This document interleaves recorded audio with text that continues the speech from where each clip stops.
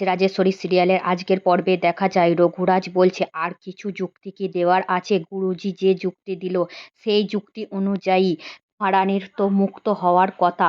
এবার আপনারাই বলুন আমি কি বিচার দেবো। মহারাজ এই কথাই বলেন, আপনারা যদি এই যুক্তি খণ্ডন করতে পারেন তাহলে আমাকে বলবেন। তখনই মহারাজা বলে ওঠেন, জয় রাজরাজেশ্বরী রানী ভবানীর জয়। তখনই সেখান থেকে ক্ষিপ্ত হয়ে ব্রাহ্মণ সন্ন্যাসী দল চলে যায় এবং মহারানী বেরিয়ে আসে অন্দরমহল থেকে এবং মহারাজের কাছে আবেদন রাখে। এবার কুমুদিদির কি হবে? কুমুদিদিকে যদি রাজপ্রাসাদে স্থান দেওয়া হয় খুব ভালো হবে। কুমুদিদি খুব অসহায়, ওকে একলা একলা ছেড়ে তো দেওয়া যাবে না। কুমুদিদির একটা ব্যবস্থা করুন। তখনই রানী ভবানী গুরুজির পায়ের কাছে এসে প্রণাম করে আর গুরুজি বলে যে আপনি দীর্ঘজীবী হন রানীমা, আপনার খুব ভালো হোক, আপনি খুব সুখী হন। তখনই রানী ভবানী বলে, জি বাবা, আপনি যদি এই মহলে কিছু খাবার গ্রহণ করুন তাহলে আমরা খুব ধন্য হব।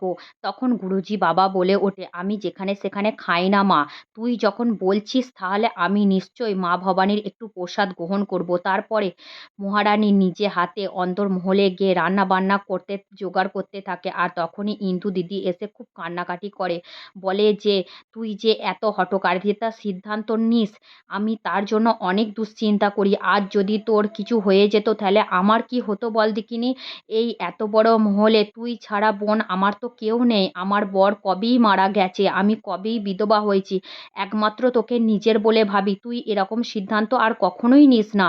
তখনই এদিকে গুরু বাবাজি এবং মহারাজ মা ভবানীর কাছে এসে প্রণাম জানায়, বলে মা ভবানী আজ গুরু বাবাজিকে তুমিই পাঠিয়েছ, তুমি না থাকলে আজ মহারানী কোথায় না ভেসে চলে যেত। এবং গুরু বাবাজিকে মহারাজ ধন্যবাদ জানায়। মহারাজ বলেন যে আপনি এসছিলেন তাই জন্যে আজ ন্যায়ের বিচার হলো। তখনই বাবা বলে ওঠে, আমার যেখানেই অন্যায় হয় মেয়েদের প্রতি আমি সেখানেই পৌঁছে যাই।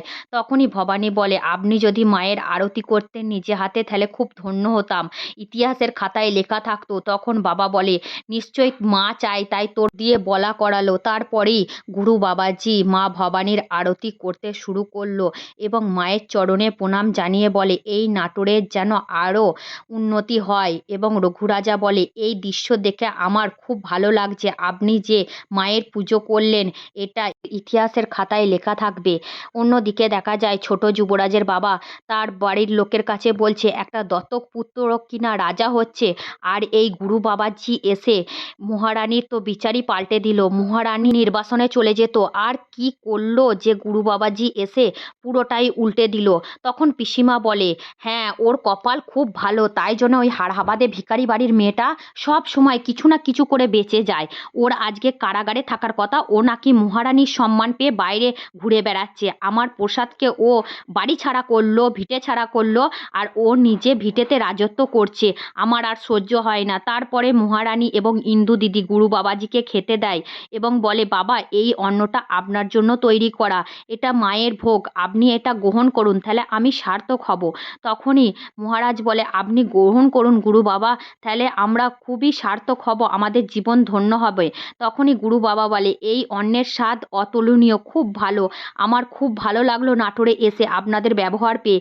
তখনই তাকে প্রণাম জানিয়ে বলে, আমরা এখন নাটোর ছাড়তে হবে, তোমরা ভালো থেকো, সুস্থ থেকো, আমি নাটোরের ভালো কামনা করি। এই বলে বাবাজি নাটোর থেকে প্রস্থান করলো এবং মহারানী ভবানী, মাগো তুমি সকলের মঙ্গল করো। অন্যদিকে দেখা যায় কুমু তার বাবা মশাইয়ের কাজ করছে, বাবা মশাই আপনি এখানে থেকে যান, নাটোর আপনার স্থান, আমি এখানে এসছি তা বলে কি আপনি চলে যাবেন? তখন তার বাবা বলে ওঠে যে না, আমি তোমাকে অনেক দিন আগেই ত্যাগ করেছি, যখনই তুমি চিতা থেকে সতী না হয়ে উঠে এসছো, আমি কিন্তু তোমাকে এখন মেয়ে বলে গ্রহণ করি না, তুমি আমার কাছে কোনো আবদার রাখবে না। তখন ইন্দু দিদি আর রানীমা এসেও বলে যে বাবা ঠাকুর আপনি এখানে থেকে যান, আমাদের ভুল ভ্রান্তি হয়েছে, আজ তো আপনার মেয়ের জীবন বেঁচে গেল, আমার যদি কোনো অন্যায় হয়েও থাকে তাহলে আপনি ক্ষমা করে দিন, আর নাটোর ত্যাগ করে যাবেন না। তখনই পিসিমা এসে বলে যে হ্যাঁ, এখন তো আচার্য গুরুকে সমস্ত কিছু নিয়ম তোমার কাছ থেকে শিখতে হবে, এই হাড়হাবাদে ভিখারি বাড়ির মেয়ে তুমি হঠাৎ করে রানী হয়ে গেছো, তা বলে কি আচার্য গুরু কক্ষনো তোমার কথা শুনবে না। আচার্যগুরুই তোমাকে বিশেষজ্ঞ করে এই বাড়িতে নিয়ে এসেছিল, আর আচার্যগুরুকেই তুমি আজকে বাড়ি ছাড়া করলে। এটা কি রকম ফল দেখুন আচার্যগুরু। সেই কথা শুনে আচার্যগুরু বাড়ি থেকে রেগেমেগে বেরিয়ে যায়, আর মুখো হওয়ার সময়ই অন্দরমহলে দেখে যে রঘুরাজা এবং মহারাজা দাঁড়িয়ে আছে। তখন আচার্যগুরু বলে, রঘুরাজা আমাকে ক্ষমা করে দেবেন, এই বয়সে এসে আমি আর ধর্মচ্যুত হতে পারি না। আমি ছোটবেলা থেকে যে ধর্ম গ্রহণ করে এসেছি সেই ধর্ম নিয়ে আমাকে কিছুদিন বাঁচতে দিন। আমি এখানে থাকলে খুব তাড়াতাড়ি মারা যাব। তখনই যুবরাজের বোন কুমুকে বলে ওঠে যে, তুমি তো তোমার স্বামীকেও খেয়েছো, এখন তোমার বাবাকে নাটোর ছাড়া করলে, তুমি আর কি চাও বলো তো? তোমার মতন অভাগী মেয়েকে দেখিনি। আজকের